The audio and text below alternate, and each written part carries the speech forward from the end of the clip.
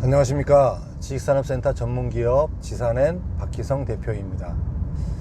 2019년 8월 15일 퇴근길 첫 번째 영상을 마치고 가던 중에 첫 번째 영상에서 빠뜨린 게 있어요. 꼭 짚어야 할 거, 꼭 확인해 봐야 할 것들이 있었는데 차 타고 가면서 조금 정신없이 이야기를 하다 보니까 하나가 빠뜨린 게 있었습니다. 그래서 지식산업센터를 실제 사용하실 분들이 들어가실 때 이 구조적으로 꼭 확인하셔야 될 것 중에 하나, 어떤 부분들이 더 좋은지 확인하셔야 될 것 중에 하나, 그게 뭐냐면 실외기실이 어디에 있느냐입니다. 최근 이제 지식산업센터의 설계 구조가 거의 대부분 한 개 층에서 실외기실을 따로 공용부를 만들어서 실외기실을 한쪽으로 전체적으로 다 넣는 이런 상태가 있었습니다. 거의 대부분 예전에 아파트형 공장일 때는 실외기실이 각 호실마다 붙어 있었습니다. 이제 이게 각 호실에 붙어 있는 거하고 그 다음 이렇게 공용 실외기실이 있는 쪽에 있는 거하고 차이점이 뭐냐면요.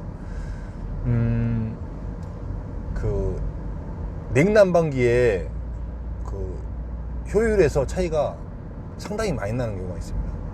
간단히 따지면 냉난방기는 최대한 배관이 짧게 이동해야만 이게 효과가 높습니다.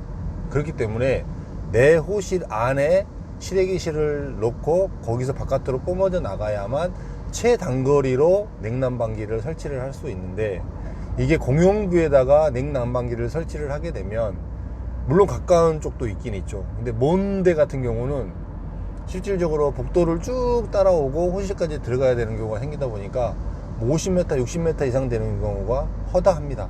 이렇게 됐을 때 멀리 있는 사람하고 가까이 있는 사람하고를 사실은 이거를 사전에 체크를 하고 분양을 받는 경우가 많지 않겠죠. 근데 실제로 이제 입주를 해서 보니까 냉난방이 너무나 딸린 거죠. 그러니까 더 넣어야 되고, 더 넣으면 넣을수록 비용은 더 들어갈 수도 있는 거고, 이런 현상이 발생할 수도 있다라는 것입니다. 이 부분들을 잘 이런 이제 구조적인 설계, 조그마한 것까지라도 이런 구조적인 설계를 좀 잘 해주는 이렇게 설계 회사가 있고요. 아까 말씀드렸듯이 지식산업센터를 많이 설계를 해본 설계 회사는 이걸 잘 하는데, 그냥 지식산업센터를 한 번도 설계를 안 해본 회사는 사실 이런 부분을 많이 놓칩니다. 여기서 한 가지만 더 말씀드리면 이제 화물 엘리베이터 부분입니다.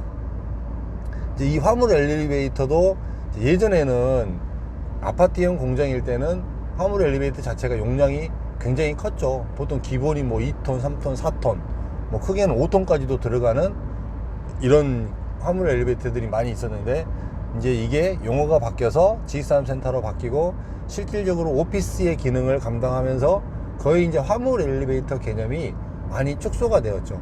그러다 보니까 이제 화물 엘리베이터가 아닌 화물과 인승의 겸용으로 같이 들어가는 구조가 되었잖아요. 이제 그런데 겸용으로 되어 있을지라도 쉽게 얘기하면 좀 이렇게 스펙이 크고 넓게 만들어져 있는 이런 화물 엘리베이터가 있습니다. 이런 화물 엘리베이터가 있으면 뭐가 좋냐면, 이제 거의 대부분 이제 준공이 나서 입주를 하게 되면 분양을 받은 사람들이 동시다발적으로 입주를 시작을 합니다. 그럼 이제 이사를 오잖아요. 이 이사를 할 때 모든 집기며 이삿짐들이 이 화물 엘리베이터로 이동을 하게 되는데, 이 화물 엘리베이터가 큰 곳과 작은 곳의 차이는 상당히 많이 납니다. 이게 굉장히 불편하고 안 불편하고 차이 상당히 큽니다, 이 부분이. 그 다음에 내부에서도 이게 이제 화물 엘리베이터가 좀 크게 만들어져서 이렇게 잘 운영이 되고, 점심시간에는 이 화물 엘리베이터를 인승용으로 또 인승용으로 탈 수 있게 이렇게 만들어 놓으면 굉장히 많이 편하신 부분들이 생기는 거죠. 그래서 이제 이 부분들, 아까 이제 1편에서 이야기했던 엘리베이터 확인해 보셔야 되고요. 그 다음에 주차 대수 확인해 보셔야 되고요. 그 다음에 화장실 한번 확인해 보셔야 되고요. 지금 전자에 말씀드린 실외기실 확인해 보셔야 되고요.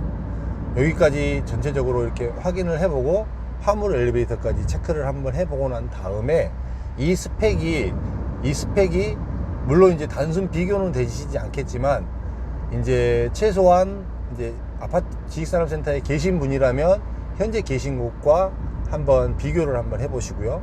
그게 아니라고 하셨을 경우에는 뭐 이렇게 찾아보시면 기존 데이터하고 비교해 볼 만한 것들이 있습니다. 이런 부분들로 해서 여기는 그래도 좀 편하게 만들어졌구나, 들어가서 사용하게 되면 이런 작은 걸로 불편하진 않겠구나. 이제 이게 잘 되어 있는 데는 아예 불편함이 없기 때문에 한 번도 다른 사람들이 느끼지 못할 경우가 많아요. 근데 잘 되어 있는 데에 있다가 잘 안 되어 있는 데를 가면 상당히 불편한 부분을 느끼게 되죠. 쉽게 얘기하면 이런 부분이, 주차 같은 부분이 굉장히 그런 게 강하게 나타납니다.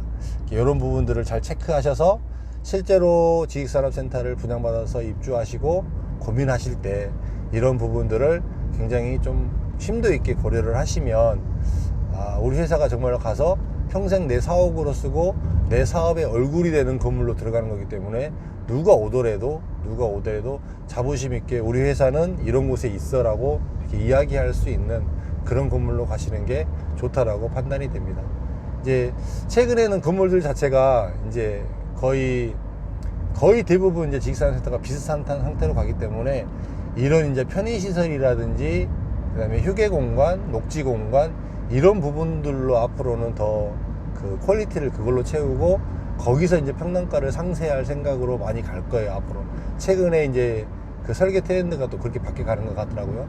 그렇게 하니까 그렇더라도 그런 부분이 잘 돼 있을지라도 가장 또 필요한 부분은 제가 지금 언급했던 부분이거든요. 이 부분들을 잘 체크를 하셔서 여러분들이 좋은 선택을 하시고 좋은 내 건물에서 사업을 잘 하시는 그러한 선택이 되었으면 좋겠습니다. 여기까지 하겠습니다.